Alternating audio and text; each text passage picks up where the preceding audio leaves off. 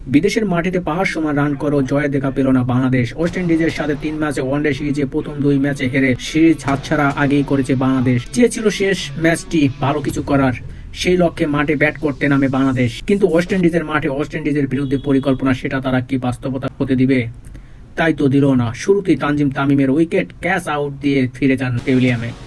মাঠে আসেন আরেক ব্যাটার লিটন কুমার দাস, চলে যান 0 রান করে। তারপরে মাঠে থাকেন সৌম্য সরকার এবং অধিনায়ক মেহেদী মিরাজ। দুজনেই খেলেন দারুণভাবে, দেখা পান 50-র। দুজনেই 50 তুলে নেয় অনায়াসে।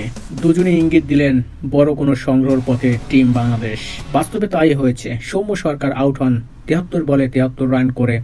অধিনায়ক মেহেদী মিরাজ আউট হন 73 বলে 77 রান করে। তারপরে আসেন আফিফ হোসেন 21 বলে 19 রান করে আউট হলে মাঠে থাকেন সাইলেন্ট কিলার মাহমুদুল্লাহ রিয়াদ এবং জাকির আলী ওয়ানি। দুজনে ভালোই শুরু করেন।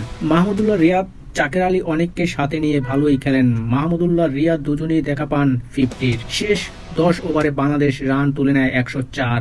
মাহমুদুল্লাহ রিয়াদ 4টি ছক্কা 7টি চারের সাহায্যে 84 রানে অপরাজিত থাকে মাহমুদুল্লাহ রিয়াদ। জাকির আলী অনেক 57 বলে 62 রানে অপরাজিত থাকেন। বাংলাদেশ ওয়েস্ট ইন্ডিজকে টার্গেট দেয় 5 উইকেটে 322 রানের। ওয়েস্ট ইন্ডিজ শুরুতেই ধাক্কা। ব্র্যান্ড কিং 10 বলে 15 রান নাসুমের বলে আউট হন।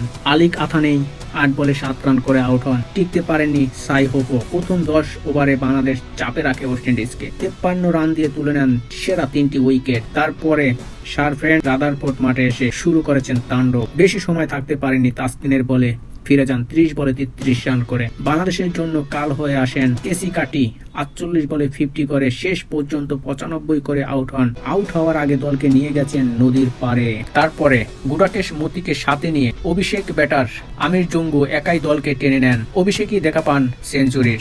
104 রানে অপরাজিত থাকেন আমির জঙ্গু। ফলাফল 4 ওভার 4 উইকেট হাতে রেখে ওয়েস্ট ইন্ডিজ জয় তুলে নেয়। তো দর্শক, এই ছিল আজকে আমার ভিডিওতে। আমার ভিডিও যদি ভালো লাগে অবশ্যই আমার ভিডিওটি সবাই লাইক কমেন্ট শেয়ার করে আমার সাথে থাকবেন। ধন্যবাদ সবাইকে। দেখা হবে পরবর্তী কোনো ভিডিওতে। আল্লাহ হাফেজ।